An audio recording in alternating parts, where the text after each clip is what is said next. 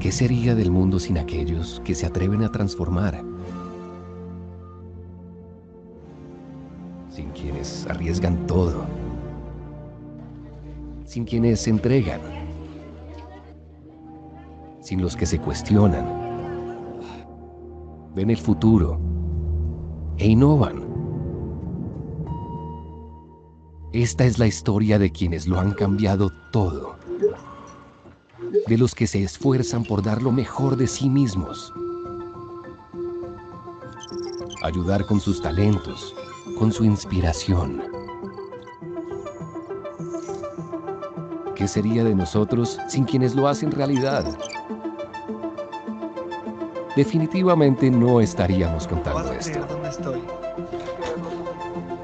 Hoy descubrirás a aquellos que transforman la realidad. Quienes hacen posible que sigamos adelante. Los que se preparan para darnos respuestas a los asuntos más complejos. Aquellos que con su valor nos permiten reescribir una nueva historia. Quienes con su experiencia trabajan sin importar los obstáculos. Se preparan para enfrentar los retos y evolucionan cada día. La historia de quienes aprenden, avanzan, conocen, descubren y rompen barreras. Descubre Anar Health Technologies, una compañía líder en tecnologías avanzadas en el sector salud, industria e investigación. Con la misión de innovar y proveer soluciones integrales hechas a la medida, creadas para dejar huella. Respaldados por la experiencia, conocimiento y el soporte que brindan proveedores aliados y marcas a nivel mundial. Con una cobertura que permite llevar sin límites a cualquier lugar la tecnología y un servicio personalizado de un amplio portafolio 360, garantizando que la operación no se detenga. Detectando nuevas oportunidades, se enfocan en una cultura centrada en la evolución de sus clientes. optimizan la eficiencia en la operación y transforman sus ideas en nuevas soluciones.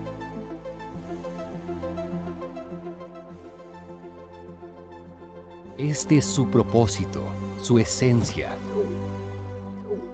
su compromiso con el futuro y con la ciencia. Esto es Anar Health Technologies, innovación que transforma.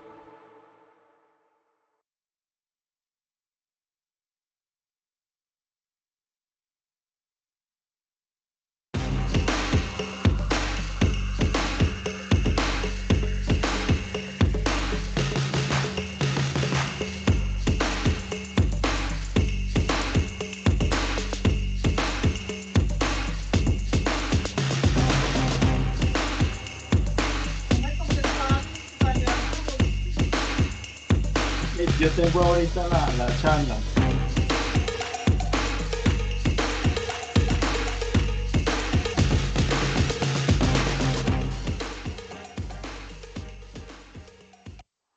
El viaje de Alejandra.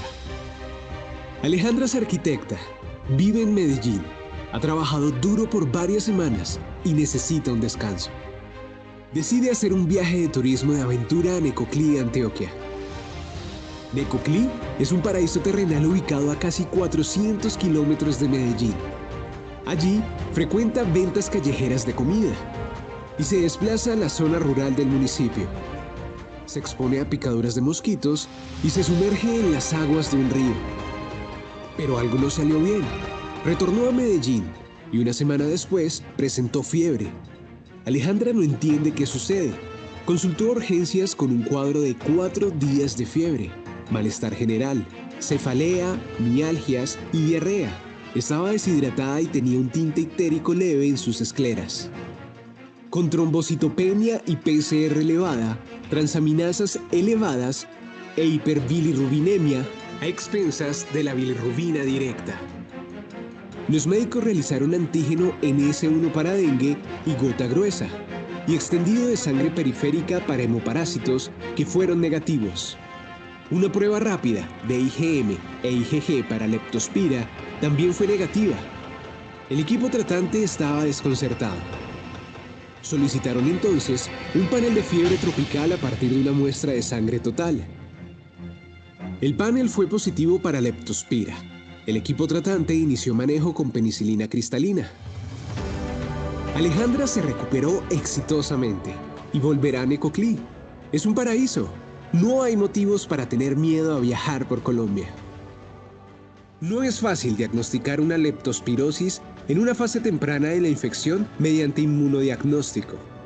La RT-PCR múltiple proporciona una alternativa sensible y precisa para este diagnóstico retador. El panel FilmArray de fiebre tropical de BioFire marca la diferencia, proporcionando respuestas rápidas y precisas en momentos críticos donde otras pruebas pueden fallar.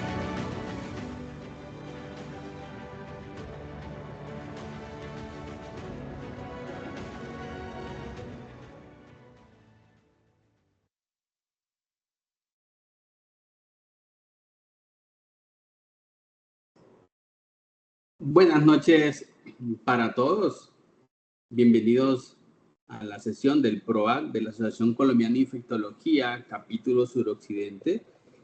Y hoy estoy con el doctor Fernando Rosso, médico internista, infectólogo, realiza su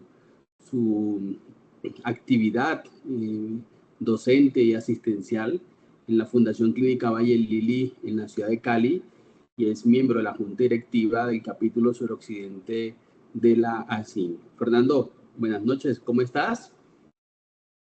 Buenas noches a todos y gracias por la invitación y bienvenidos a todos los asistentes. Dale, súper. Y bueno, vamos a darle gracias a todas las personas que se están conectando.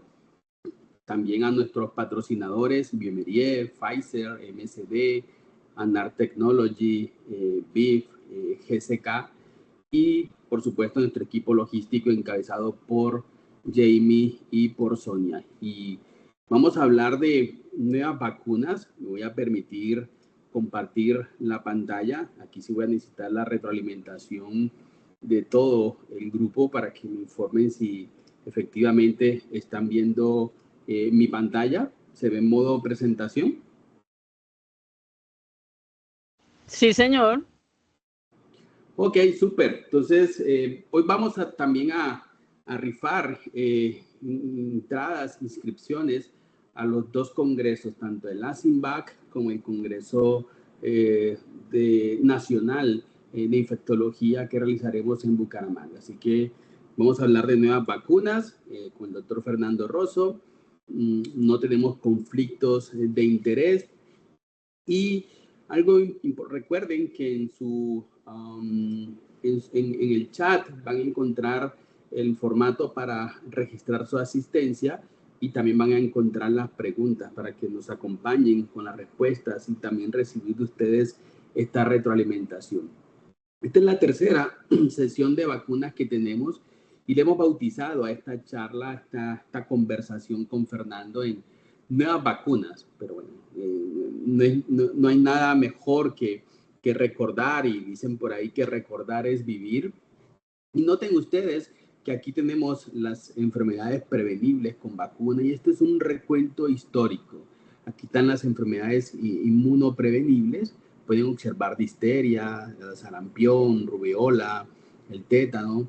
Y miren el número de muertos, de casos y de muertos allá en la década de los 50. Ustedes pueden apreciar un estimado anual en la era prevacunación. Una vez la vacuna es formulada, es aprobada, fíjense ustedes cómo de manera significativa el número de casos reportados en todas estas infecciones que son inmunoprevenibles comienzan a disminuir y prácticamente en muchas de ellas ocurre un gran silencio. Esto contrasta con lo que estamos viviendo hoy en día, donde hay casos de sarampión, hay una amenaza, una resurgencia de la poliomielitis y tenemos también cierto rechazo o ciertas dudas de la comunidad en general, inclusive la comunidad del talento humano en salud con respecto a la vacunación. Y estos son los Estados Unidos.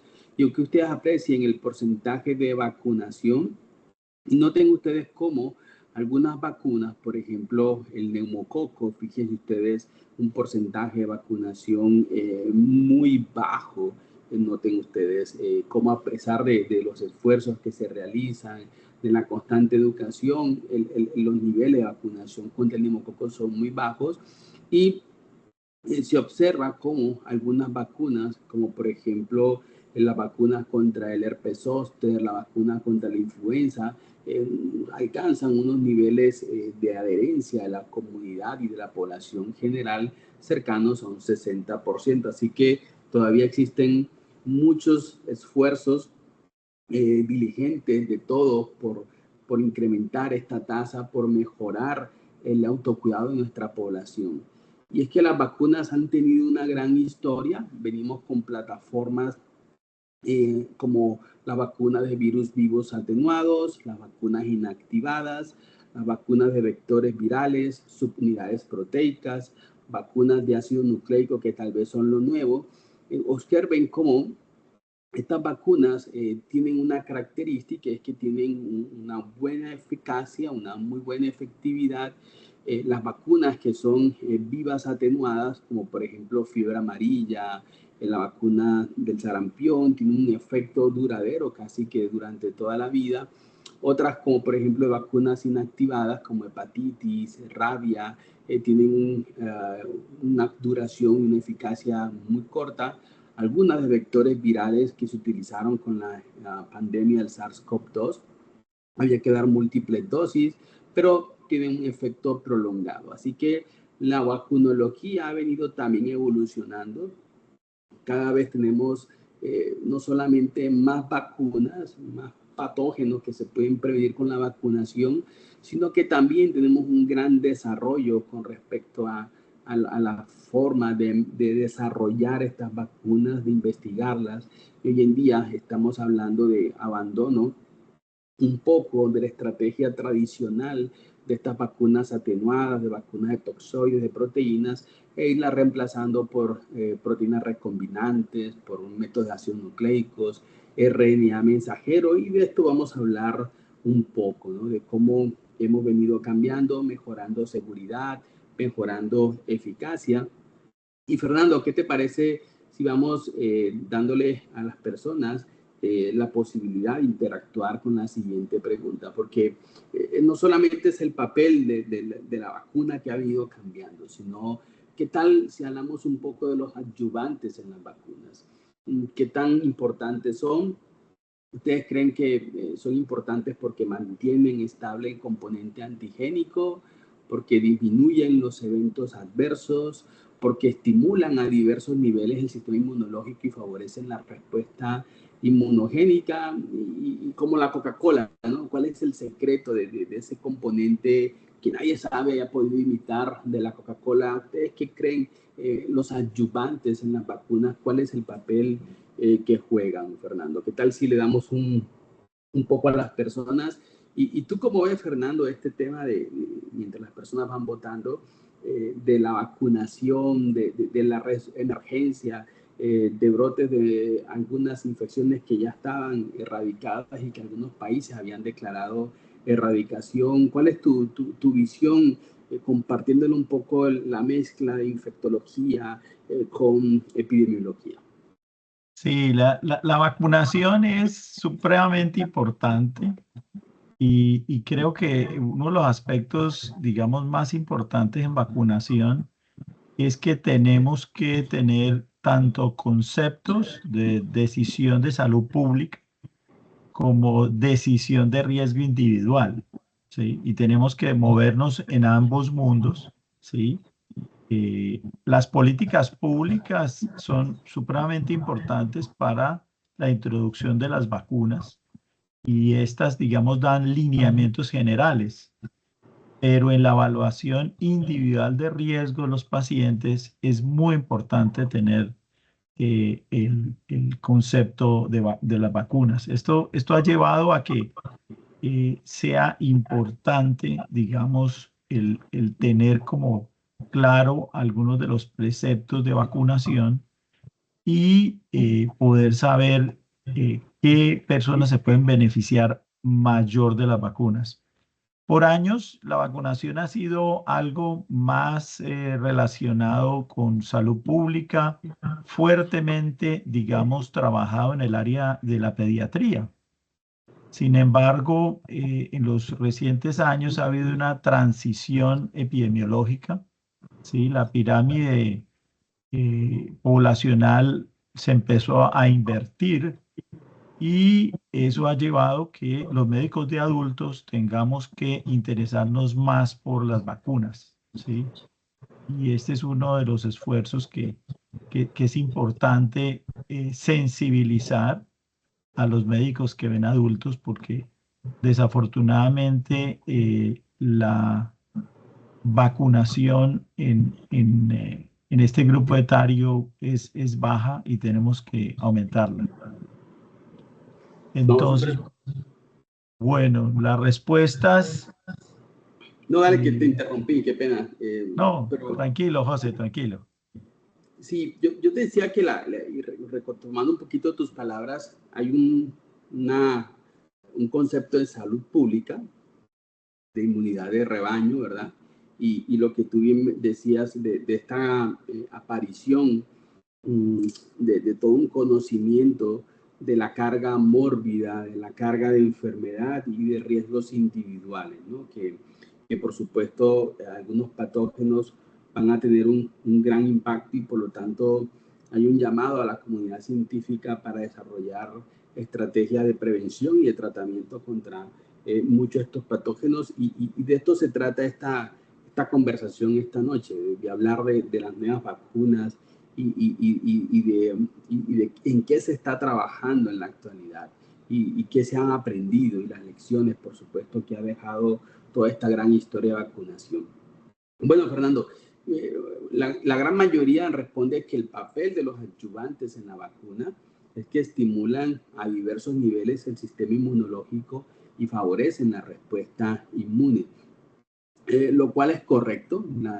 Estos antígenos que están a nivel de las vacunas, como ustedes pueden observar en esta gráfica de acá a su derecha, ocurre una reactogenicidad, hay un llamado al sistema inmunológico, un reclutamiento de células inmunológicas, y en la medida en que esto se haga mejor, más efectivo, se haga más pronto y se haga multiplicado de una manera exponencial, se va a traducir en fenómenos de eficacia de la vacuna, ¿no? A través de la producción de anticuerpos, activando las células T, las células B. Así que los adyuvantes no son simplemente el amigo que está acompañando, sino que es un muy buen amigo que favorece el efecto de la vacuna, reduce el booster, reduce la dosis de refuerzos, evocan los sistemas inmunológicos naturales o innatos, incrementan la capacidad inmunomodulatoria, aumentan la respuesta humoral, aumentan la expansión clonal, y uno de los adyuvantes clásicos es el aluminio, ¿no? Y que tiene mucho de estas propiedades que se adjuntan en esta diapositiva, pero cada vez se están descubriendo y se están desarrollando nuevos adyuvantes que favorecen la respuesta inmunológica.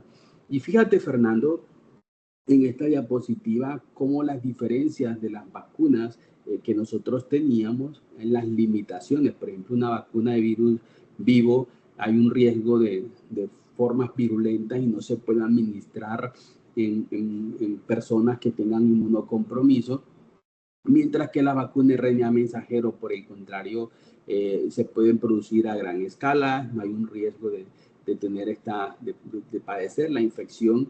Y este fue uno de los temas que se habló mucho en la pandemia, que muchas personas mencionaban, y que las vacunas de RNA mensajero inducían una mayor sensibilidad o un mayor riesgo de infección por COVID. No sé si te acuerdas, Fernando, de todos estos conceptos que tenemos todavía en la comunidad de vacuna de RNA mensajero.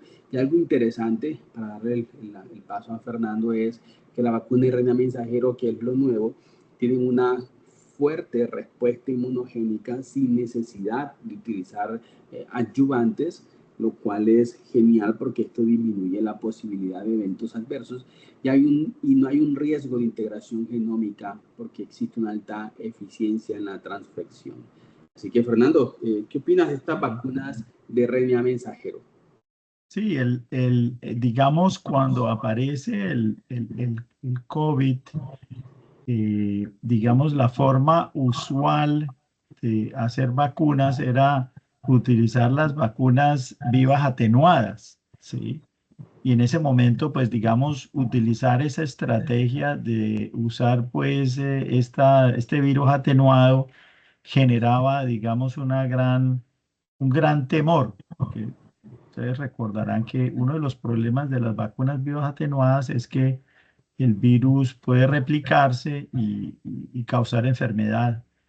Entonces, dada esa situación, ya se venía trabajando con este tipo de tecnología y afortunadamente se pudo hacer las vacunas de forma rápida, ¿no? Y en este sentido, digamos, para el control de la enfermedad fue muy eficiente, porque no solo, digamos, tenía la posibilidad de poder generar rápidamente una especificidad en la respuesta inmune, sino que también se pudo hacer la fabricación rápida y segura. Entonces sí fue un hito, ¿no? Esto pues es un hito en el desarrollo de las vacunas. Obviamente el temor siempre de la gente y digamos malas concepciones con respecto a gran parte de lo que puedan ser los avances en ciencia, pues digamos acompañó parte de esta pandemia, pero si no hubiera sido por la vacunación, nos hubiéramos tardado mucho en generar la inmunidad que necesitábamos, ¿sí? No, súper. Y yo creo que esta diapositiva es como un recorderis de este nuevo desarrollo tecnológico en vacunas, que es el RNA mensajero. Se pueden producir a gran escala, se puede, digamos así, tomar la secuencia genómica del microorganismo, poderla analizar y poderla rápidamente transformar en vacunas en comparación con las otras. No requieren adyuvantes, hay una gran estimulación del complejo mayor de histocompatibilidad, tanto el clase 1 como el clase 2. Y nos vamos a la siguiente pregunta. Las vacunas contra COVID-19, y nos transportamos un poco a esa época, 2020, se desarrollaron rápidamente, y como bien decía Fernando, fue un hito. Y ¿consideran ustedes que el desarrollo fue muy rápido en comparación con las otras vacunas y que no tenían los suficientes estudios clínicos? ¿Ustedes qué creen? ¿Que esto es verdad o que todavía faltó mucho y que tal vez por la urgencia se lanzó una tecnología que apenas estaba descubriendo y se estaba desarrollando, ¿no? Yo creo que esto también llevó, Fernando, a que muchas personas, inclusive muchos colegas, dieran un alto, ¿no? Y de definir, bueno, ¿y qué iba a pasar con la vacunación? Y esto generaba cierto temor en la comunidad. Pero ante esto, como bien lo mencionabas tú, Fernando, ¿cuáles pueden ser como esas conclusiones? ¿O tú qué hiciste en ese momento cuando te preguntaban acerca de esta tecnología RNA mensajero que mejora aquella y la otra? Recordemos que teníamos varias. ¿Tú cómo enfrentabas y qué le decías a las personas? Digamos, recordar que fue un momento en el cual, digamos, aparecieron, digamos, nuevas tecnologías, porque recuerdo también que aparecieron las vacunas vectoriales, ¿no? Vacunas vectoriales de adenovirus, ¿sí? Que también era una, digamos, una estrategia interesante. Y, digamos, fuimos abocados a los... a formas diferentes de desarrollar la vacuna, ¿sí? También se hicieron vacunas basadas en proteínas y entonces fue toda una carrera de saber cuál vacuna iba a ser la más eficaz y la que más se iba a utilizar. Recuerden que parte de las estrategias se introdujo, digamos, la vacuna vectorial, que era la vacuna de AstraZeneca y la vacuna de Janssen, ¿sí? En donde pues había, digamos, una limitación por la preexistencia de inmunidad que tenía, pues, el tener, digamos, anticuerpos previos para, digamos, un adenovirus. Y estos estudios pues muestran que esas vacunas vectoriales fueron menos eficaces y desafortunadamente, digamos, la vacuna de Glaxo mostró más eventos adversos y, digamos, las vacunas de RNA mensajero pudieron, digamos, mostrar mayor efectividad, ¿sí? Y mayor seguridad y finalmente fueron las que se impusieron para controlar la pandemia, ¿no? Entonces fue un momento interesante en términos de la introducción de nuevas tecnologías para hacer las vacunas y rápidamente se pudo de una forma de método científico lograr tener información y seguimiento. Tal vez uno de los problemas que más se produjo fue la percepción de efectos adversos. Entonces, digamos, uno puede hablar numéricamente de una vacuna que puede ser segura en el 99% de los casos, ¿sí? Entonces, si yo vacuno, digamos, 99.9% de seguridad, es muy buena, 99.9%. Si yo vacuno a 100, pues no voy a encontrar efectos adversos, pero si vacuno a 1000, encontraré uno. Y si incremento ese número, pues voy a tener eventos adversos. Y eso no habla que la vacuna no sea segura, sino que en situaciones de vacunación masiva, yo creo que ninguno de nosotros como médicos nos habíamos enfrentado a un evento de vacunación masiva, ¿sí? Y entonces, pues en millones de vacunados, pues se encontraron algunos casos pero esto, pues, digamos, no tiene antecedentes, ¿sí? En la historia de la vacunación, ¿sí?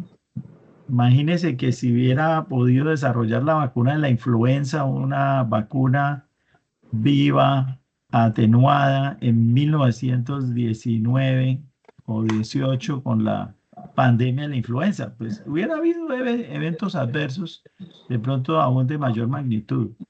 Eh, pero digamos fue algo muy interesante el encontrarnos ah, con nuevas tecnologías y poder haber desarrollado los estudios en tiempo, digamos, rápido, porque pues nos hubiéramos podido demorar 10 años en hacer todos los estudios de vacunas, pero eso hubiera retrasado lograr la inmunidad de rebaño que se necesitaba. No, sí, y a costa también de muchas complicaciones, mortalidad y de muchos síndromes COVID prolongado que generan una gran carga mórbida individual y una gran carga a los sistemas de salud en el mundo, ¿no? Y yo creo que, como lo mencionaste, un momento único y miremos la historia. Las vacunas siempre han sido sujeto de debate público.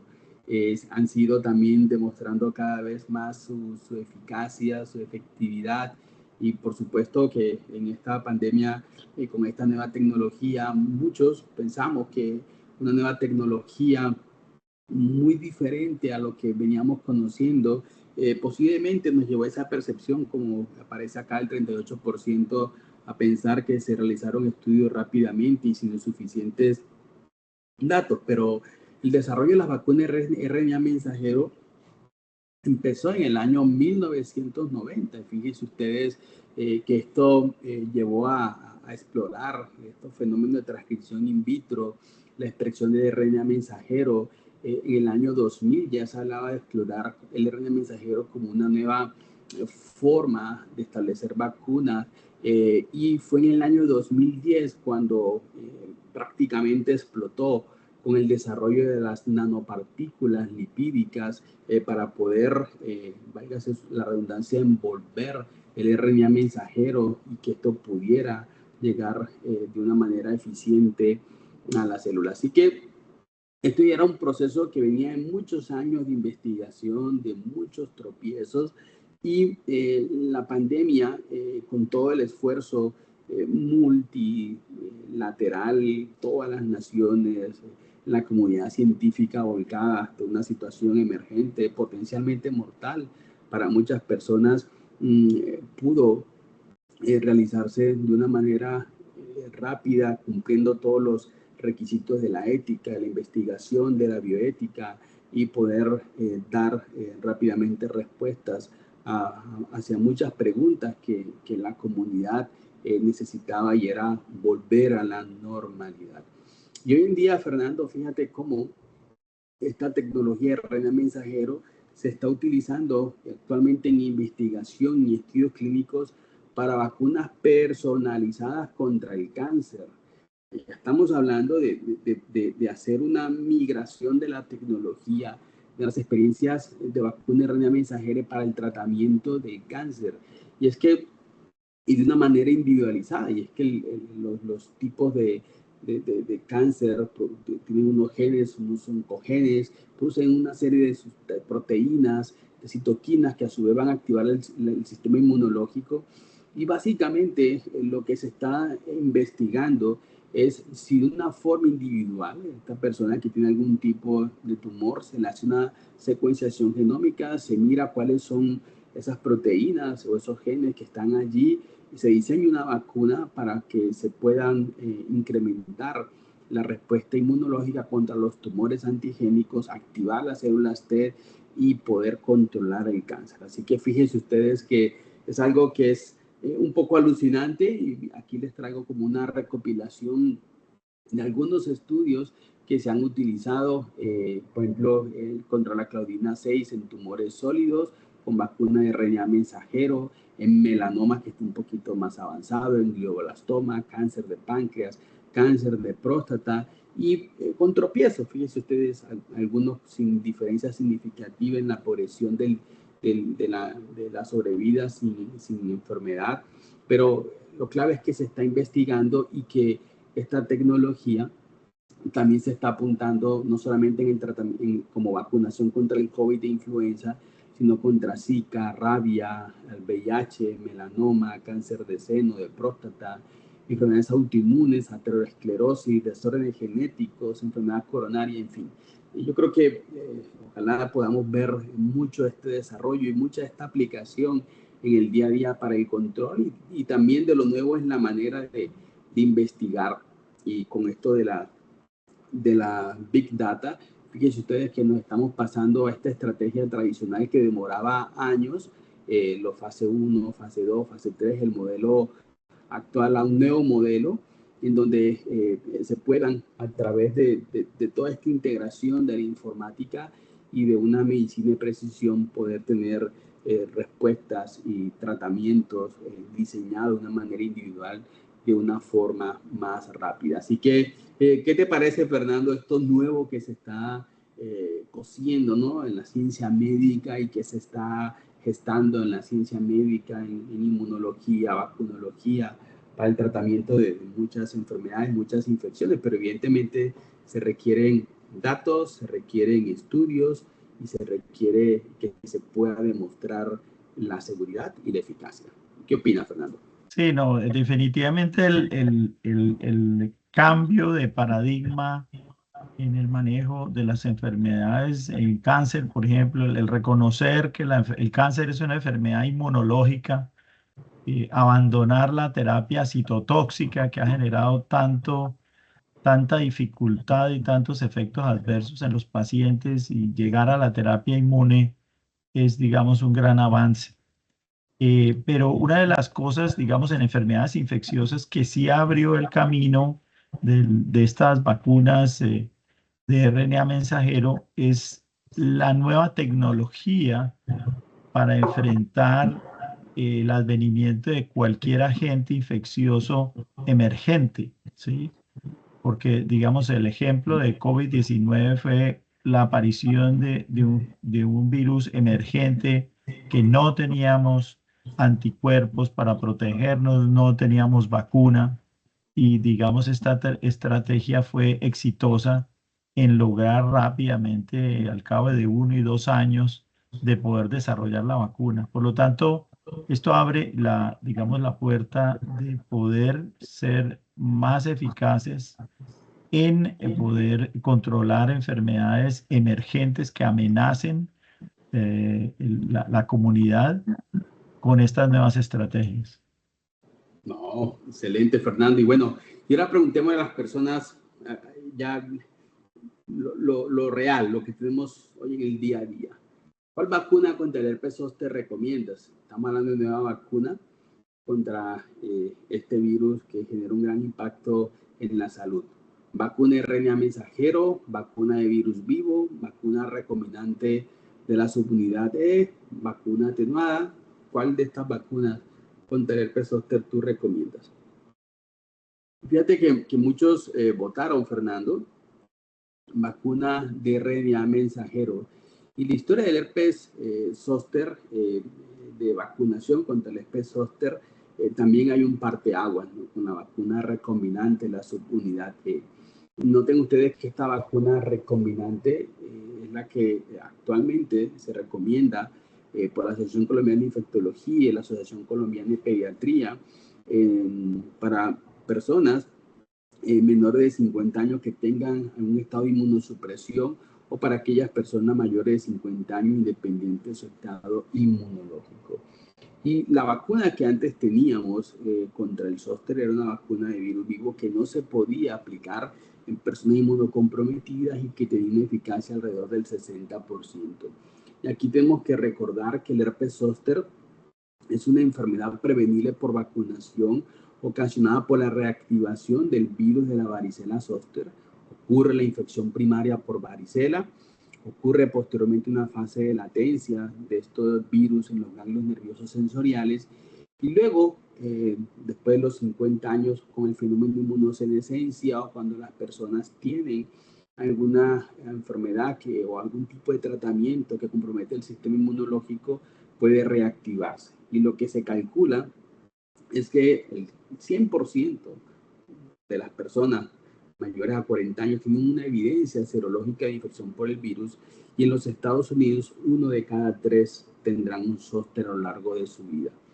La presentación, la erupción, el compromiso oftálmico hasta un 30%, con secuelas que pueden ser complicaciones irreversibles de pérdida de la visión, otras complicaciones como eventos cardiovasculares, cerebrovasculares, cicatrices, el compromiso craneal y la neuralgia posherpética, que es de muy difícil tratamiento, que se puede ver hasta en el 30% de las personas. Y aquí un diagrama muy práctico que ocurre una infección por varicela. El estado inmunológico celular controla la reactivación del virus, y luego por inmunocompromiso, por inmunosenescencia, ocurre una disminución de o se pierde el control inmune sobre el virus, y puede tener una reactivación que puede afectar cualquier dermatoma. Y aquí fíjense ustedes cómo el riesgo de reactivación en la población general es del 5%. Noten ustedes el trasplante de médula ósea 43 veces, el trasplante de órgano sólido aumenta 17 veces, la infección por VIH también 17 veces. Los pacientes con lupus, con cáncer, con esclerosis múltiple tienen un mayor riesgo que la población general. Así que aquí pueden apreciar cómo esta mezcla de comorbilidades, de edad, afectan el sistema inmunológico, pueden generar esta reactivación del herpes. Y Fernando, es muy difícil a veces el tratamiento de esta neuralgia posherpética, de una infección, de una reactivación que es totalmente inmunoprevenible. Cuéntanos un poquito en tu experiencia en el día a día con los pacientes, cómo es la percepción que tiene la comunidad con respecto a esta reactivación de herpes zóster. Sí, hay que recordar que el zóster es la reactivación de la varicela, ¿sí? Por años hemos tenido vacunación natural, ¿sí? En el pasado las familias, había un niño que tenía varicela, y entonces la comadre llamaba a los demás vecinos y venga, de una vez se infectan todos. Sí. Y entonces todos obtenían la infección natural, pero esos niños, cuando iban a ser adultos y adultos mayores, reactivaban la enfermedad en el zóster, y ese abuelito o ese padre entonces infectaba a sus nietos o a sus hijos, y así se generó digamos, la infección de generación en generación. Y digamos, el primer reto fue lograr una vacuna para la varicela. Recuerden que el problema de la vacuna de la varicela es que es una vacuna de virus vivos. Esto generando pues una dificultad en utilización de vacunación en embarazadas o en adultos mayores o inmunocomprometidos. Y la primera vacuna para el herpes zóster, pues era una vacuna de virus vivos atenuados. Afortunadamente, pues llegó una nueva tecnología que José va a hablarnos ahora, logrando, digamos, cambio de la oportunidad de protección a muchos pacientes. La carga de enfermedad de varicela, de zóster es muchísima. O sea, nosotros tenemos, porque la mayoría de nuestros adultos mayores nunca recibieron vacunación, ni siquiera pues recibieron la vacunación, entonces les dio infección natural, la transmisión, digamos, de la varicela ha estado permanentemente. Y nosotros hace relativamente poco se incorporó la vacuna de varicela al programa ampliado de inmunización. Entonces, digamos, la mayoría de los adultos tuvo infección natural y estaría a riesgo de tener el virus, la reactivación de zóster.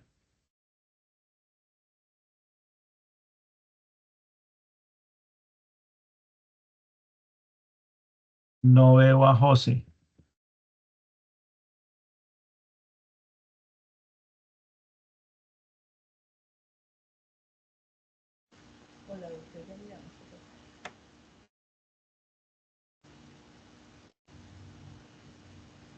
A Jamie o Sonia. Doctor, ya estoy revisando. Listo, no, sí, me había desconectado, pero ya vuelvo y como bien mencionaba Fernando, la vacunación contra la varicela y contra el virus, al ser vivo, no estaba indicada, ¿no? En muchas personas. Y mientras me dan como el acceso para poder continuar mostrando la presentación, justamente la inmunosenescencia y Doctor, justamente... ya lo tiene. No, no todavía. Justamente la inmunosupresión y justamente la inmunosenescencia llevan a esta reactivación del virus. Entonces, era una necesidad que no se había podido cumplir a cabalidad y era Doctor. ¿Ya se está viendo la presentación? Por ahora la pantalla, doctor. Sí, ok. Ahora sí. Sí, pero yo la veo un poco borrosa, doctor. ¿Rosso la ve bien? Allá. Sí, un poquito borrosa, un poco borrosa. ¿Ya se ve bien? Pues ahí se puede ver. Sí, doctor, ya. Ya mejoró, ya Ok, mejoró. super. Ok. Entonces, y por eso es que la ciencia médica comienza a desarrollar una respuesta, ¿no?, a estas inquietudes. Ya sabemos y se identificaron los factores de riesgo para la reactivación del virus de la varicela.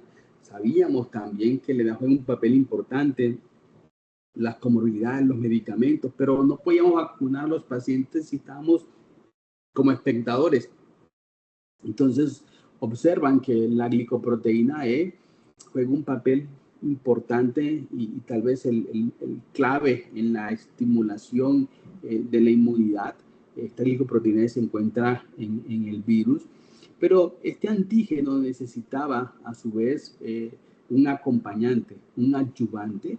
Y entonces se desarrolló estos liposomas con bicapas lipídicas, con inmunoestimulantes de sapoínas naturales, con derivados liofilizados de lipopolisacáridos de Salmonella Minnesota, y esto multiplica de una manera logarítmica, exponencial, la estimulación de la glicoproteína E.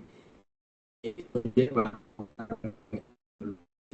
durante un largo tiempo, sobre todo manteniendo una eficacia muy alta comparativa con la otra vacuna que teníamos y una duración larga, y se estudiaron en poblaciones inmunocomprometidos, personas viviendo con el virus del VIH, trasplantados de médula ósea, pacientes en quimioterapia, trasplantados renales, pacientes con tumores de órganos sólidos, y en todos se mostraron inmunogenicidad, seguridad, lo cual estas pruebas fueron superadas, y hoy por hoy recomendamos esta vacuna. Y fíjense ustedes esta combinación de nuevo desarrollo, poder establecer el inmunógeno como tal y este nuevo acompañante. Y esta vacuna es un ejemplo clásico, clave del por qué es importante no detenerse en este desarrollo de las vacunas y también en adherirse a las nuevas recomendaciones. Y hoy por hoy muchas personas asisten a la consulta por este riesgo que hay de reactivación de herpes zóster, porque nadie quiere vivir esto. Así que, ¿qué te parece, Fernando, si comentamos vacunación de neumococo en los adultos? Bueno, la vacuna de neumococo es una vacuna clásica en la vacunación de los niños. Es una vacunación, fue un hito, es uno de los hitos de la vacunación, como la vacuna logró disminuir la enfermedad. Pero yo pongo aquí algunas preguntas breves como como qué tan efectiva creen ustedes que sea esta vacuna, ¿sí? Y a veces, digamos, eso es una pregunta curiosa, porque recuerden que la eficacia de las vacunas van a depender en gran medida del grupo etario en el cual se está utilizando. Si el individuo es inmunocompetente o inmunocomprometido, ¿cuál sería el desenlace a ser evaluado? Que es bastante interesante. Digamos, en neumococo se han utilizado diferentes mediciones de desenlace, como puede ser enfermedad invasiva neumocóxica, eh, la presencia de neumonía. Se ha utilizado inclusive neumonía por todas las causas, o la aportación, ¿sí? Discúlpeme, La doctor Rosso. colonización. Sí. Doctor Oñate, es que se está viendo un poco borrosa la presentación. Sí, entonces voy a salir de la presentación y la vuelvo a compartir. Bueno. Entonces es muy interesante saber, bueno, en los diferentes desenlaces de enfermedad, llámese enfermedad invasiva, llámese neumonía o colonización, pero también va a depender del serotipo específico, ¿sí? A diferencia de, digamos, el ejemplo anterior de varicela, que es muy específico, recuerden que hay una multiplicidad de serotipos que pueden tener inclusive una distribución geográfica diferente. Por lo tanto, el poder obtener una vacuna que tenga una cobertura para varios serotipos ha sido, digamos, el reto más importante en vacunación. En los niños, ustedes se acordarán la gran aparición de la vacuna. Discúlpeme, doctor Rosso. Doctor bueno, ya mejoró un poquito, listo, ahí ya mejoró un poquito.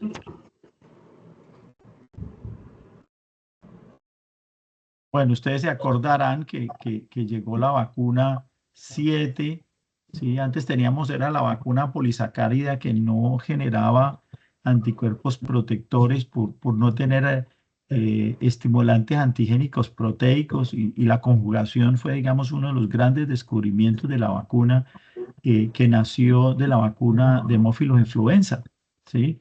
La famosa vacuna de la meningitis. Esos mismos postulados de desarrollo inmunológico se aplicaron para estas vacunas conjugadas de neumococo. En niños, la vacuna es altamente, tiene una muy buena eficacia para enfermedad neumocóxica invasiva, ¿sí? Causada por los serotipos que la vacuna incluye, que fue la de 7, posteriormente la de 10, posteriormente la de 13. ¿Sí? Y la efectividad, pues, está alrededor de 80-90%, de acuerdo, pues, a la protección, ¿no?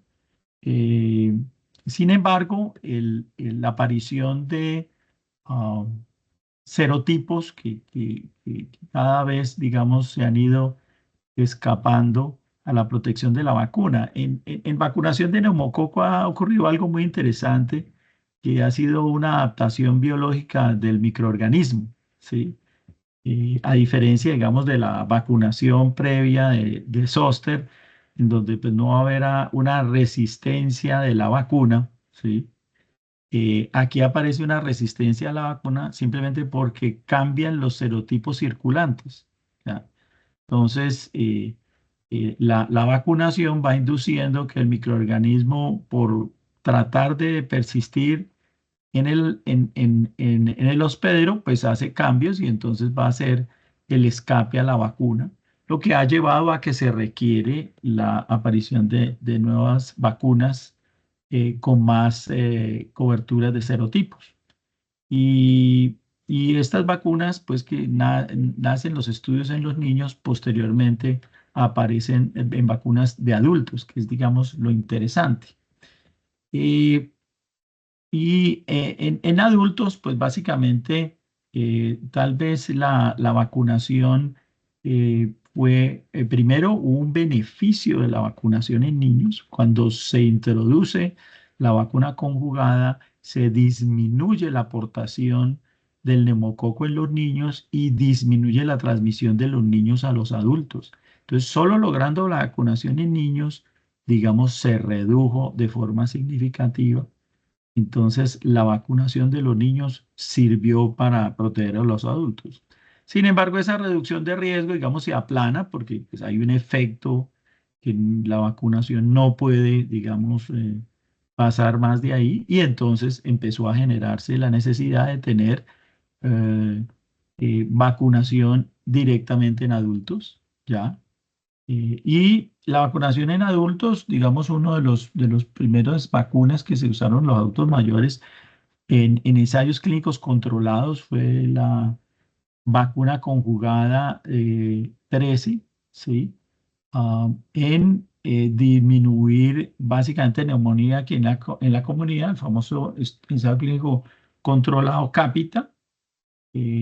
Y digamos, fue interesante la reducción significativa de la neumonía, ¿sí? Esto llevó a que se incorporaran rápidamente las recomendaciones de vacunación en adultos, y esa recomendación de vacunación de adultos también generó la necesidad de ir incrementando el número de serotipos que pudieran estar en la vacuna. Entonces, eso ha hecho digamos, la necesidad de hacer vigilancia de los serotipos. Volviendo aquí a las diapositivas, ¿sí? Hay que tener muy en cuenta los factores de riesgo para enfermedad invasiva neumocóxica, como lo puede ser la condición de la edad, la condición de comorbilidad, ¿sí? La enfermedad cardíaca crónica, la enfermedad hepática crónica, la enfermedad pulmonar, la diabetes, pacientes con implantes cocleares, alcoholismo, cigarrillo, pacientes que han tenido fístulas del líquido cefalorraquídeo, y todas las condiciones de inmunocompromiso asociadas ya sea a inmunodeficiencias primarias, secundarias, pacientes con malignidad, pacientes VIH, pacientes con trasplante. Entonces, como lo decía al principio, la vacunación en niños es para todos. La vacunación de los adultos es un poco diferencial.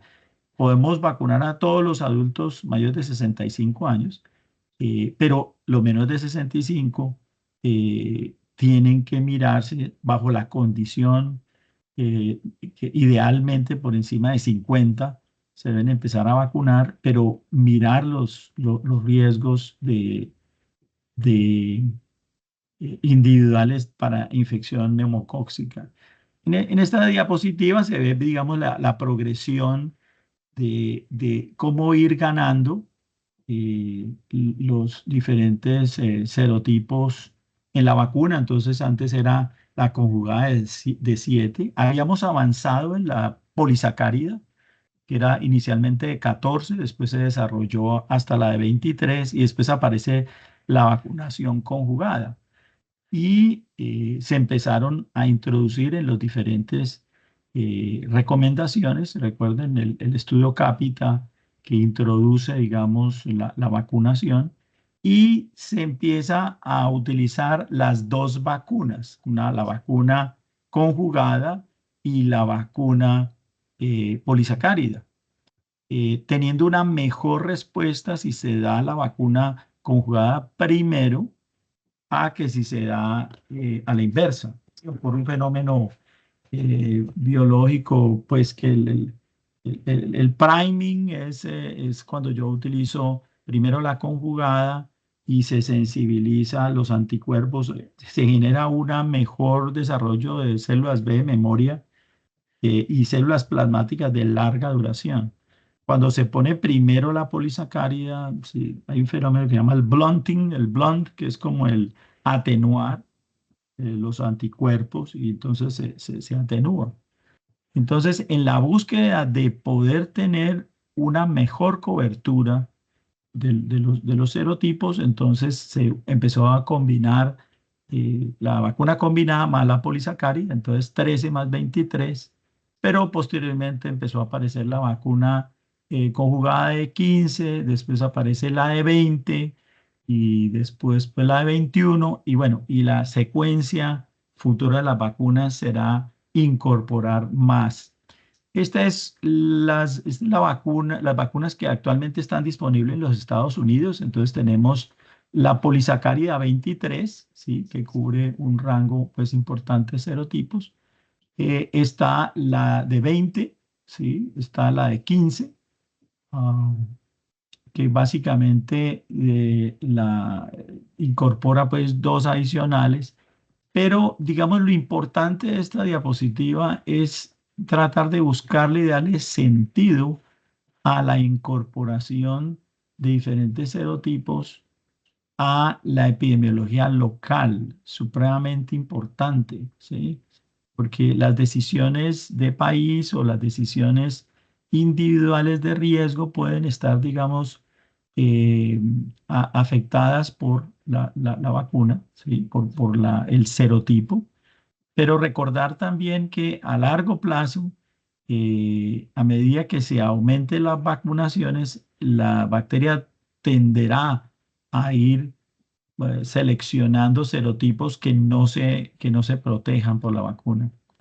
Otra cosa muy interesante ha sido la protección de la vacuna con respecto a serotipos de neumococo que puedan ser resistentes a los antibióticos. Entonces, digamos, una forma de luchar contra la resistencia es vacunar, ¿sí? Esa es otra forma. De pronto, si puedes mover a la otra diapositiva. Entonces, digamos, en eso, digamos, el 19A ha sido, pon la anterior. Sí, ¿eso está bien allí? Sí, ahí está bien. La 19A, digamos, es uno de los serotipos importantes con respecto a resistencia a la penicilina. Entonces, en esta diapositiva pueden ver que ya hay andando ya la vacuna 31, ¿sí? De 31 serotipos. Entonces, esto es lo que vamos a ver. Eh, ya, digamos, licenciada en Estados Unidos y en Europa está la 15, está la 20 y está la 21, ¿sí? Están, digamos, estas vacunas, la 15 y la 20 ya están, digamos, esperando aprobación del INVIMA.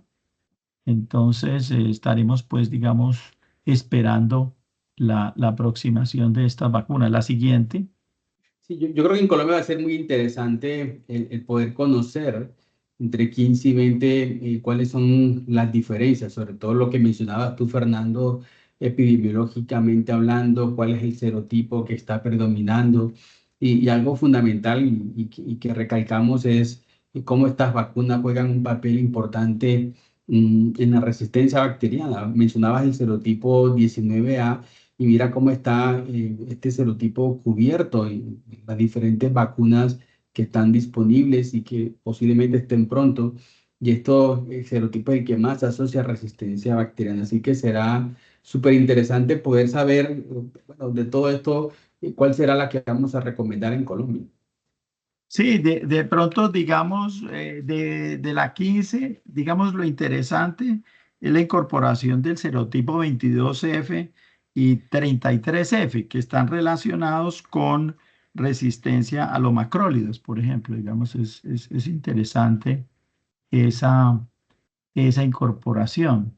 Pero sí, cada vez vamos a tener más información y por eso es tan importante el tener, digamos, acceso a información, a aportar a los sistemas de vigilancia. Recuerden que el Instituto Nacional de Salud tiene un sistema de vigilancia para infección neumocóxica y digamos, se está ampliando las cepas, ¿no? Ya no solo son de niños, sino de adultos, porque también se requiere esa información, ¿sí?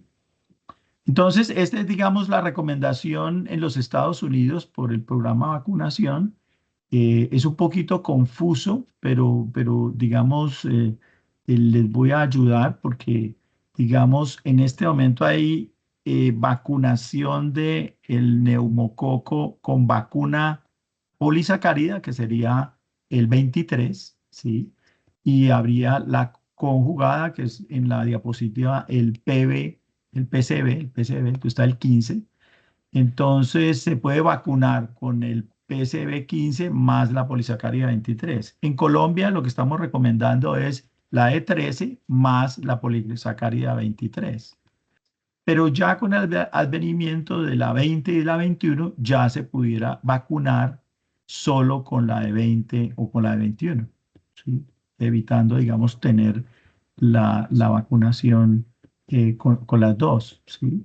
Nosotros en Colombia tenemos la 15, ¿no? Ya tenemos la 15 Sí, entonces está disponible la en el 15 país.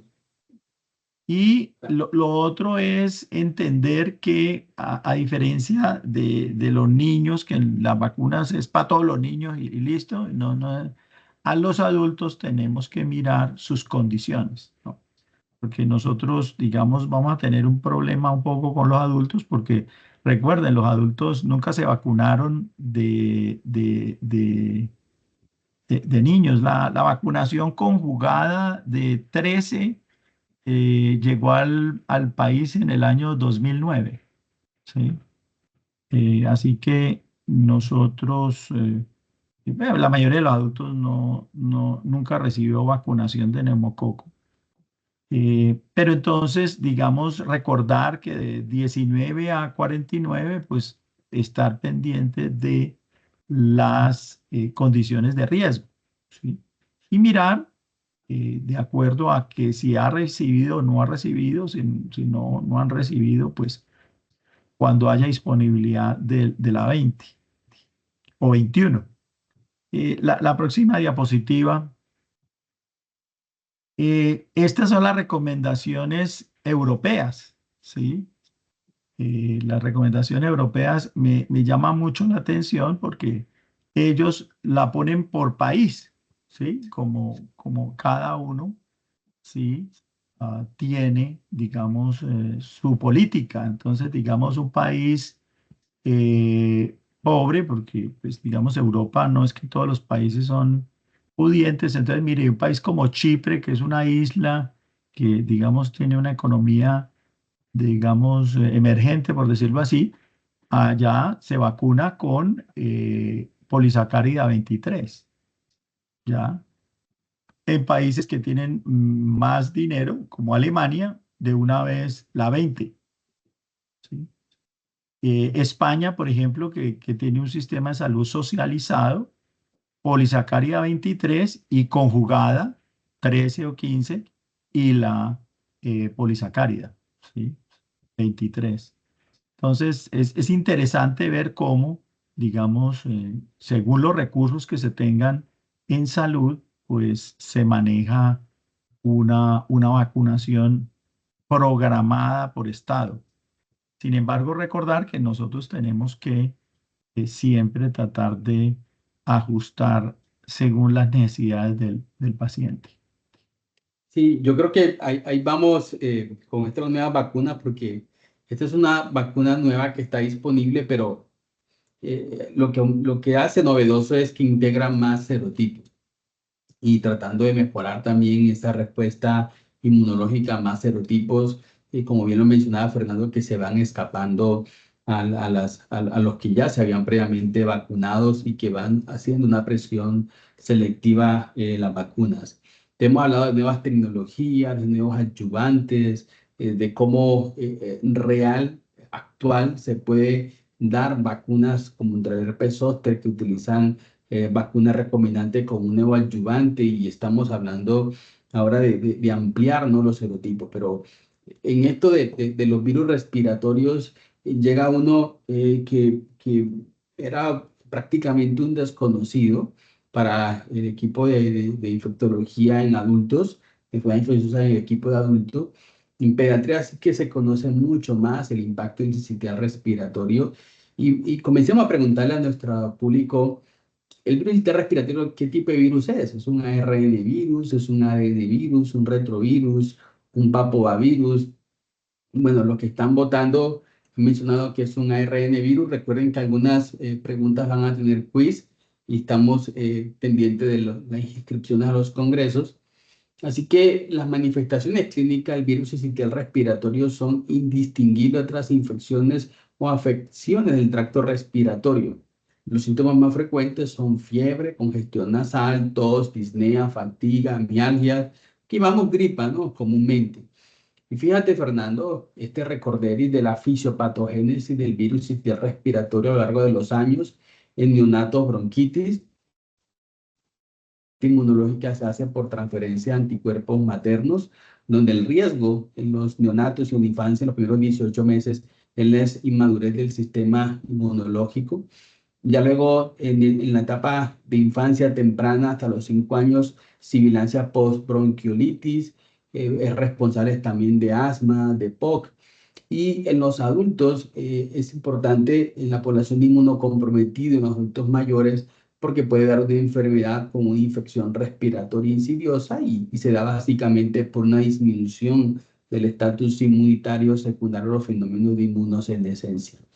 Y algo que llama la atención es que este virus no es inocuo, la mortalidad a 30 días va en un 9%, y noten ustedes cómo la mortalidad, fíjense ustedes, es mayor en la población que supera los 75 años, en aquellos que han sido hospitalizados y que se le ha corroborado radiológicamente neumonía.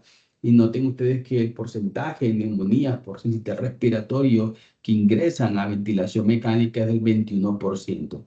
Así que el pronóstico es adverso en los adultos mayores porque el virus tarda más tiempo en desaparecer.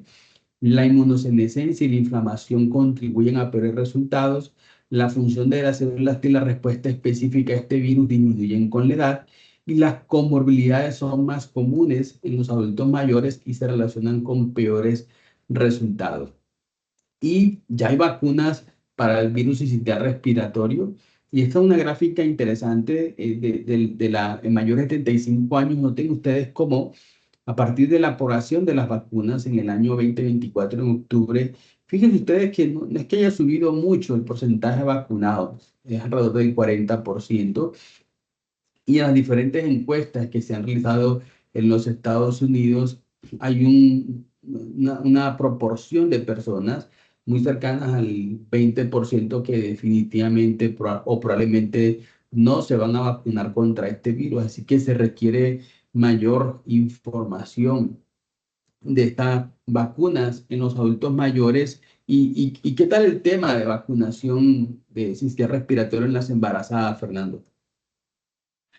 Bueno, el virus respiratorio sincicial ha sido un virus muy interesante porque, digamos, ha sido importantísimo en la pediatría y la carga de enfermedad, digamos, se llevó, digamos, gran parte del entendimiento. Las primeras vacunas fueron vacunas vivas atenuadas. Digamos, fue uno de los grandes fracasos de la vacunación de la década de los 70. Se incrementó la mortalidad digamos, la vacunación contra el virus respiratorio sincicial quedó vedado. No se volvió a hacer estudios de vacunación. Afortunadamente, se pudo, digamos, encontrar que la proteína, la pre-F, que es antes de la fusión, era la que podía generar un determinante antigénico y entonces empezaron a hacer las vacunas primero en adultos, curiosamente. Sí, no, porque digamos, uno diría, bueno, ¿y por qué no hicieron las vacunas primero en niños? Entonces, esa parte de la historia trágica de la vacuna de virus respiratorio sincicial fue muy fuerte. Afortunadamente, digamos, esto se ha podido, digamos, trasladar a las embarazadas y ahorita vamos a hablar un poquito de esto. Esta diapositiva simplemente es de la semana epidemiológica 19 al 26 del 2025. Entonces, en la columna que dice total, esa columna, entonces, esto es sacado del Instituto Nacional de Salud de los centinelas que se tienen. Mire que el virus respiratorio sincitial aporta al 40% de la infección viral. Es bastante. De ese 40%, el 53% es en niños menores de 5 años, ¿no? Y el 11% de mayores de 60 años. Si ustedes miran en niños, es el virus más frecuente, y en adultos, después de la influenza, está el virus respiratorio sincitial. Entonces, los médicos de adultos tienen que sensibilizarse de este virus. Este virus, digamos, aporta una gran carga de enfermedad, de morbimortalidad en los adultos mayores, en especial pacientes que tienen problemas pulmonares o cardíacos. Entonces, la gran amenaza para los niños es en los prematuros, ¿sí? Que da una carga importante de mortalidad. Con la tosferina se había logrado un éxito vacunando a las madres para que cuando los niños nazcan tengan anticuerpos pasivos para proteger esos recién nacidos contra la tosferina. Entonces, utilizando ese mismo modelo, entonces se utilizaron estas vacunas, ¿sí? de perfusión F, para vacunar a las madres para que nazcan los niños con los anticuerpos que la vacuna induce en las embarazadas para proteger estos niños. Este es el famoso ensayo clínico MATIS, en donde utilizaron esta vacuna y se vacunó a las embarazadas entre la semana 24 y 26, un ensayo clínico controlado, placebo control. La que sigue. En esta estudio pues se encuentra que tanto para infección severa como infección respiratoria hubo una disminución importante, ¿sí? Teniendo eficacia de la vacuna en 80% durante los primeros 3 meses. Y obviamente esta eficacia va disminuyendo porque pues, los anticuerpos, digamos, pasivos van disminuyendo, pero al 180 días todavía es casi el 70%. ¿Ya? Entonces, esta vacuna, digamos, ha sido muy importante la incorporación, ¿sí? de esta vacuna. La siguiente, con respecto a efectos adversos, digamos, hay que hablar. En adultos existen las vacunas de Glaxo, de Pfizer y de Moderna. Moderna. En embarazo, digamos, la vacuna de Glaxo mostró un aumento de amenaza de parto pretérmino. Por esa razón, digamos, la vacuna de Glaxo está todavía como en remojo y no fue aprobada para el uso en embarazo. La de Pfizer sí, digamos, se aprobó y, digamos, no hay diferencias en cuanto a efectos adversos. Este ensayo clínico fue publicado en el año 2023. La siguiente, este año se publicó una experiencia de mundo real de la efectividad, un estudio muy interesante hecho en la Argentina, en donde se pudo usar la vacuna y compararon pues mujeres vacunadas, pues se comparó la exposición a la vacuna entre los niños que tuvieron respiratorio sincitial, encontrando pues eficacias a 90 días de casi 80% y a 180 días de 70%. Por lo tanto, digamos, es una demostración de esta vacuna en mundo real. Creo que es muy interesante. En Estados Unidos, del CDC.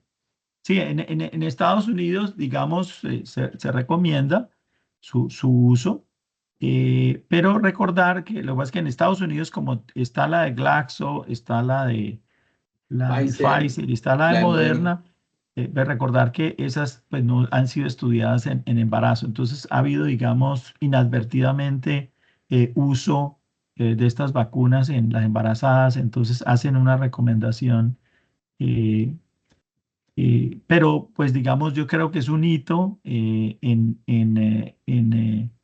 vacunas de virus respiratorio, poder ayudar a los niños a través de la vacunación materna.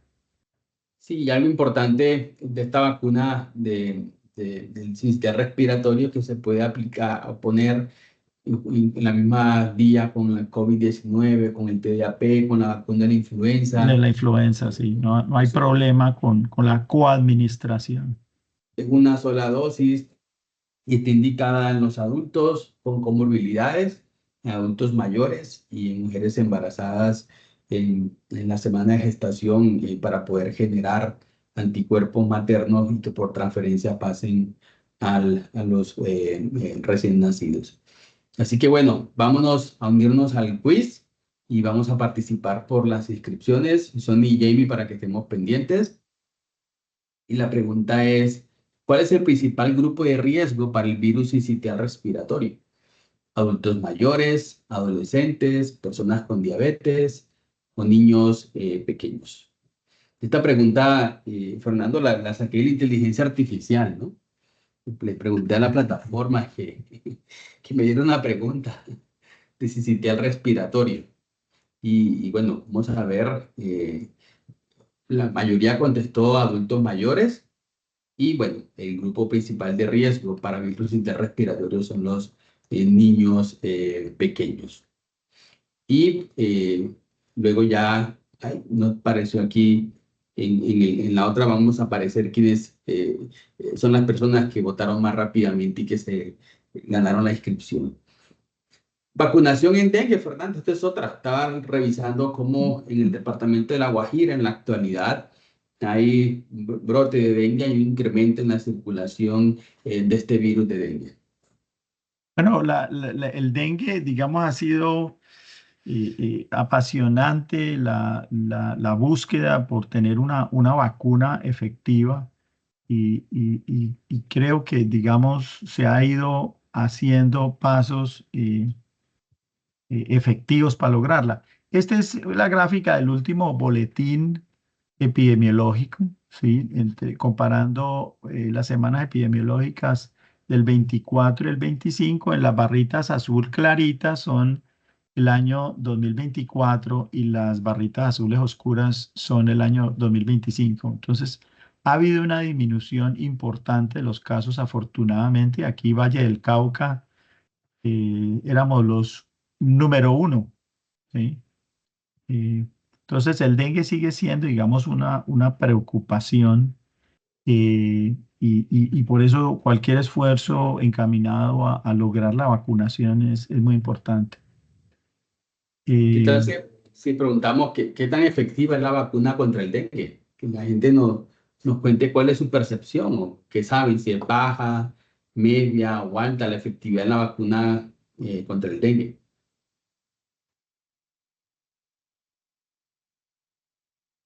Mira, Fernando, que muchos mencionan, están ahí entre media y alta, ¿no? Media alta, sí. Ah, mira, ya el 50-50. Qué interesante. 50. Sí. ¿Y en qué grupos etarios ustedes que están con esta interacción consideran que se beneficia más? ¿En niños, en adultos mayores, inmunocomprometidos, en población general?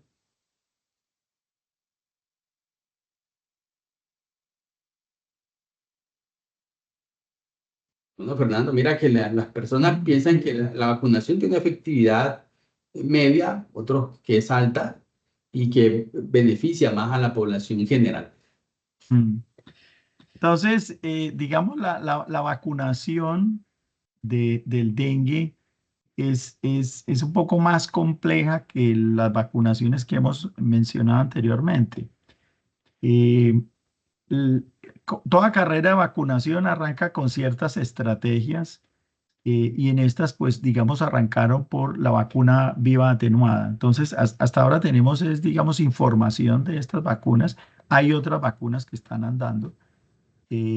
Y recuerden que en una vacunación viva atenuada, tiene que ocurrir una replicación pequeña dentro del hospedero, ¿sí?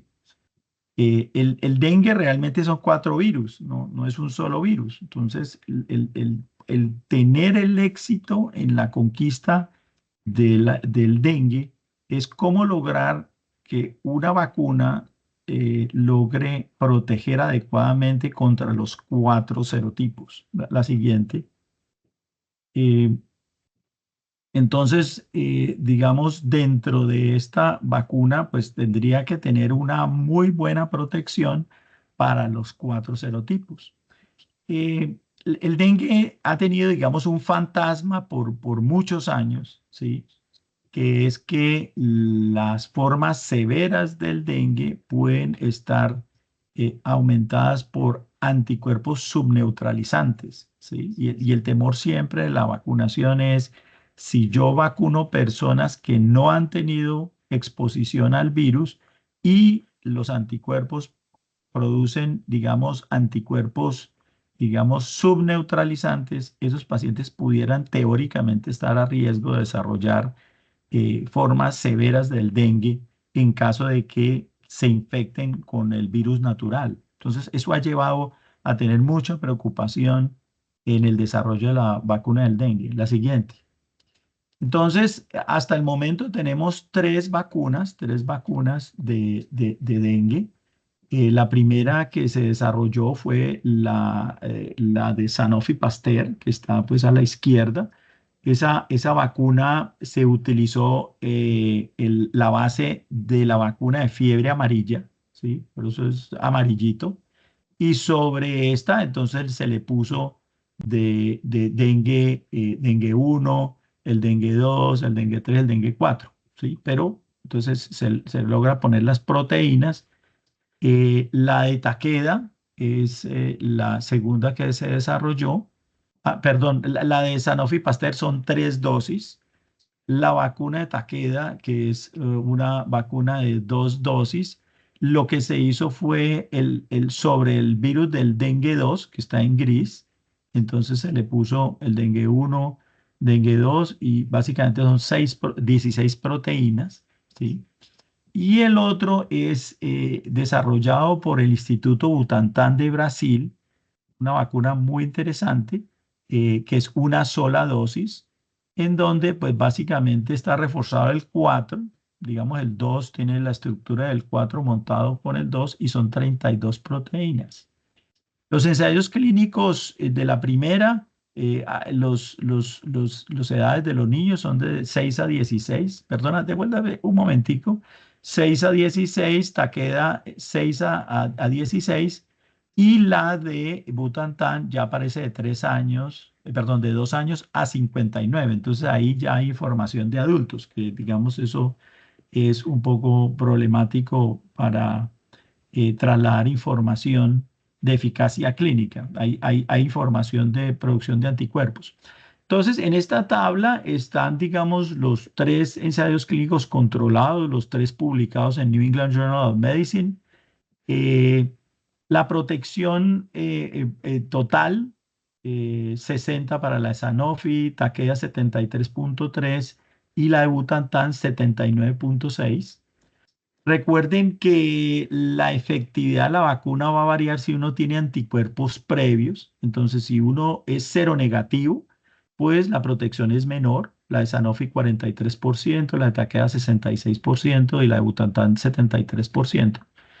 En cambio, si se es seropositivo, o sea, ya se ha tenido una infección previa, la protección es mayor.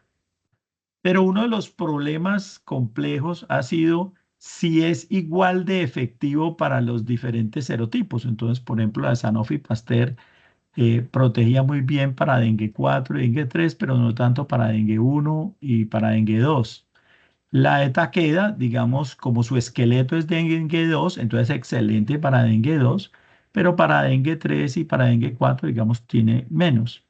Y el estudio de Butantan, digamos, fue buena para dengue 1, dengue 2, pero desafortunadamente en el ensayo clínico controlado, en Brasil en ese momento no estaba circulando ni dengue 3 ni dengue 4, por lo tanto no hay información de la efectividad. Entonces, es importante entender esa situación, ¿sí? La siguiente. Lo otro interesante es la dosis de booster, ¿no? Que se utilizaba en algunos... Sí, sí, porque recuerden que cuando se hace el estudio, pues digamos, la vacuna de Sanofi Pasteur tenía 3 dosis, ¿no? O sea, tenía 3 dosis, la de Takeda solo 2 dosis.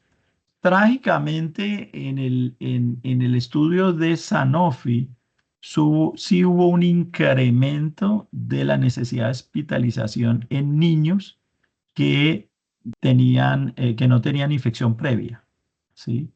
Y eso llevó a que, digamos, esta vacuna tuviera algunos problemas mayores en la incorporación y hubo un caso pues muy complejo en Filipinas. Filipinas fue el primer país que decidió incorporarlo en estrategias de vacunación y eso pues generó un problema pues terrible. Entonces ha habido pues historias, ¿sí? La que sigue. Mm, y lo otro es, digámoslo así, el seguimiento, porque necesitamos, digamos, el seguimiento. Aquí está nuestro gran amigo, el doctor López, eh, que participó en los estudios de vacuna, ¿sí? Entonces, la efectividad según según la edad, entonces, obviamente, entre más chiquitos sean los niños, pues tienen menor probabilidad de haber sido expuestos, entonces la eficacia de la vacuna es menor a medida que el niño sea más chiquito. De las cosas interesantes del estudio de Butantan, de la vacuna de Butantan, es que fue la que mayor efectividad tuvo en ese grupo de 2 a 6, si uno compara con los otros, ¿sí? La que sigue. Y como lo otro es en el tiempo de seguimiento, pues básicamente se puede perder, digamos, la eficacia. Por eso, digamos, ya se tiene la información de, digamos, el refuerzo, ¿ya? En este momento está, digamos, disponible en el país la vacuna de Takeda, ¿sí? Con con la efectividad, recuerden, es más efectiva en aquellos que hayan tenido infección previa, ¿sí? El estado serológico. Y creo que es efectiva. Y creería que al que más beneficia es a los niños, porque recuerden que la enfermedad severa es mayor en los niños que en los adultos, pero pues los adultos también pueden tener, digamos, manifestaciones severas. El futuro de estas vacunas, digamos, hay una batalla que vienen las vacunas. Se están estudiando las vacunas inactivadas, se están estudiando vacunas de DNA, las vacunas RNA mensajeras, las recombinantes por sus unidades, las vacunas peptídicas. Así que vamos a tener información en los próximos años y creo que la vacuna del dengue todavía no está terminada, ¿sí? Yo, Bueno, y la que sigue básicamente traje fiebre amarilla es digamos, algunas situaciones epidemiológicas recientes que ha generado algo de dudas, en especial en 2 aspectos. Uno, si debemos de volver a ponernos la vacuna o no. Entonces, aquí hay unas preguntitas. sí, porque esto siempre genera esta vacuna de virus vivos, qué tan segura es. Y preguntemos a las personas qué tan segura es, sobre todo en población monocomprometido, mayores de 60 años. ¿Cuál es la percepción? Mira, Fernando, que todos dicen que ya me están aquí activando a la hora de dormir. Entonces, ¿qué tan segura es la vacuna? Y mira que los que están votando sienten que la vacuna tiene una seguridad muy alta. Sí, entonces, básicamente las 2 preguntas recientes ha sido si debemos poner refuerzos o no.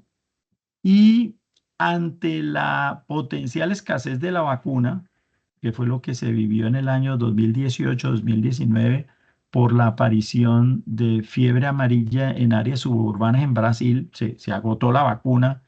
Entonces, digamos, el poder coger la vacuna y usar una fracción de la vacuna, ¿sí?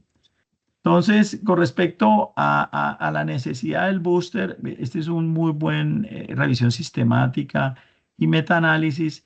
Y básicamente la conclusión es que tiene una protección duradera y probablemente algunos retos de la inmunogenicidad que son propios de la edad, ¿sí? Digamos, en los niños, pues simplemente por su inmadurez inmunológica, pues probablemente ellos requieran, pero en general no se requiere. La siguiente diapositiva.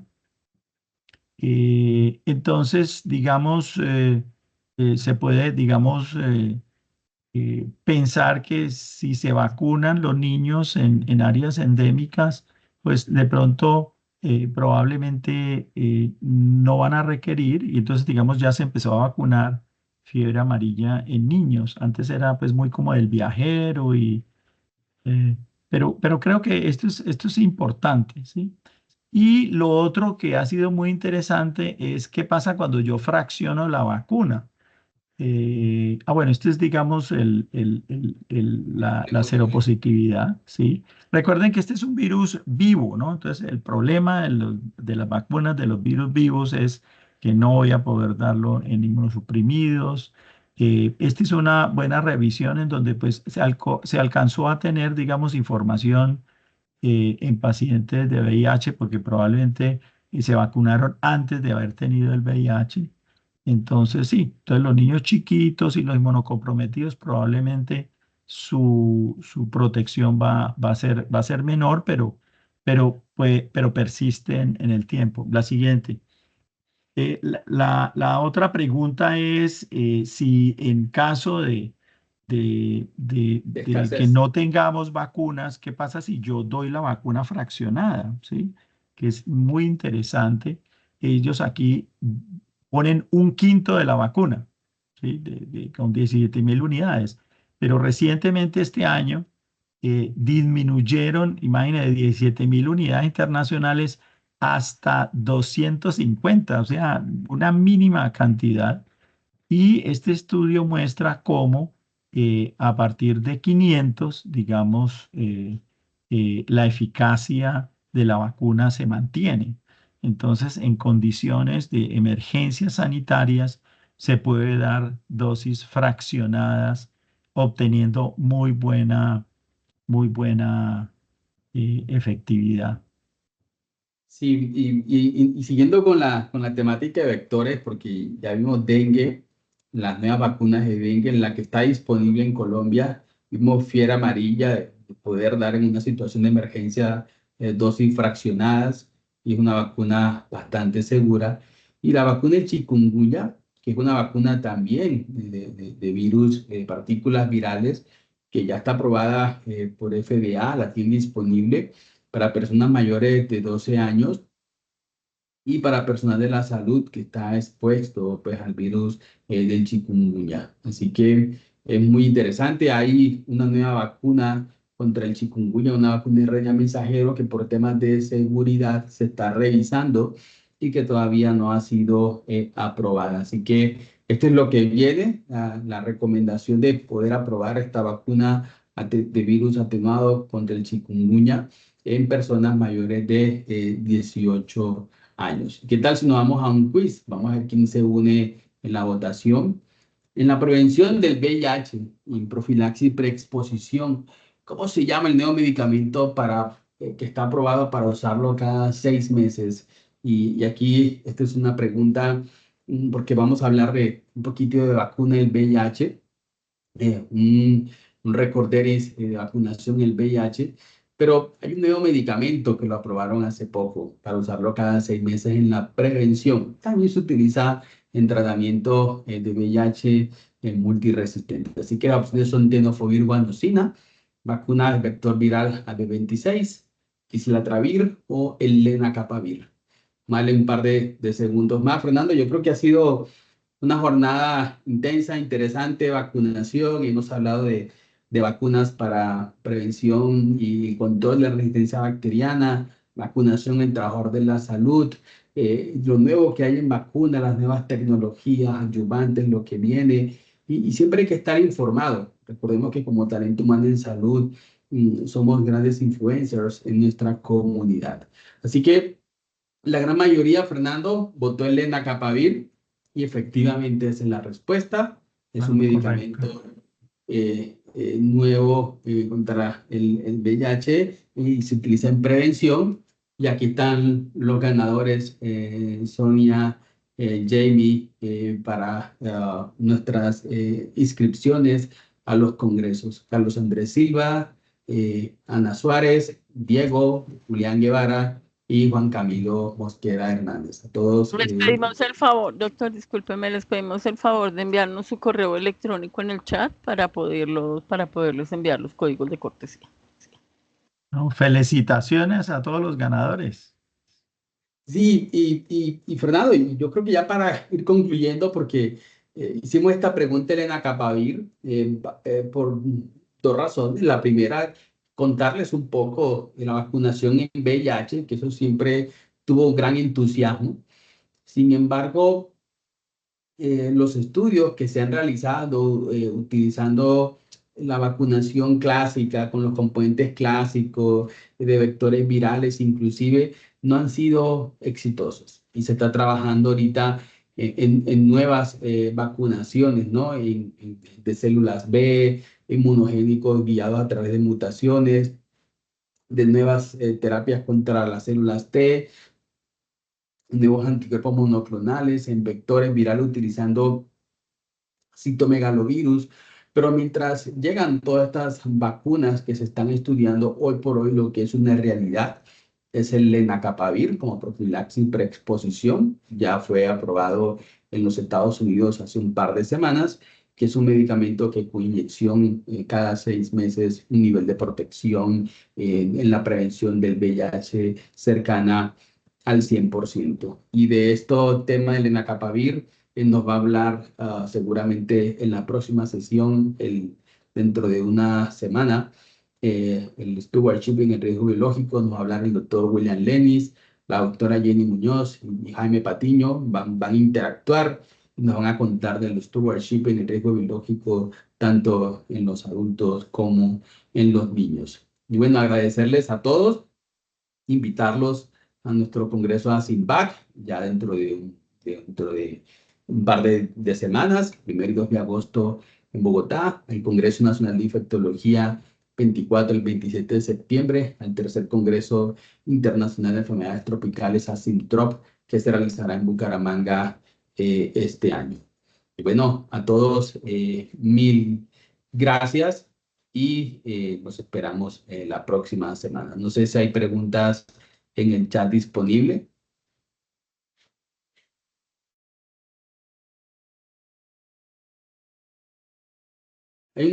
Alguien levantó la mano, José Fernando Arias. No sé, José.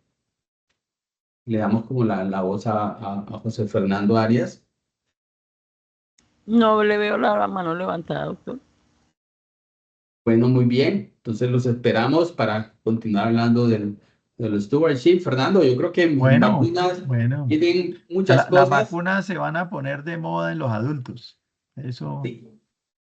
eso Sí. es el futuro de la infectología y del cuidado del adulto mayor. Y no solo del adulto mayor, tenemos que entender que las vacunas van a haber para cada etapa de la vida, ¿no? Entonces, las vacunas contra las enfermedades de transmisión sexual para los jóvenes, eh, las respiratorias y las otras. Entonces, esto va, digamos, a incrementar el número de vacunas y estudios y hay que estar, digamos, actualizados.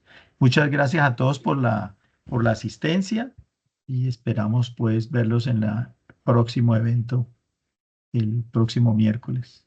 Feliz noche a todos. Que estén muy bien, hasta luego. Buenas noches. Chao, chao. Gracias a todos. Muchas gracias. Buenas noches.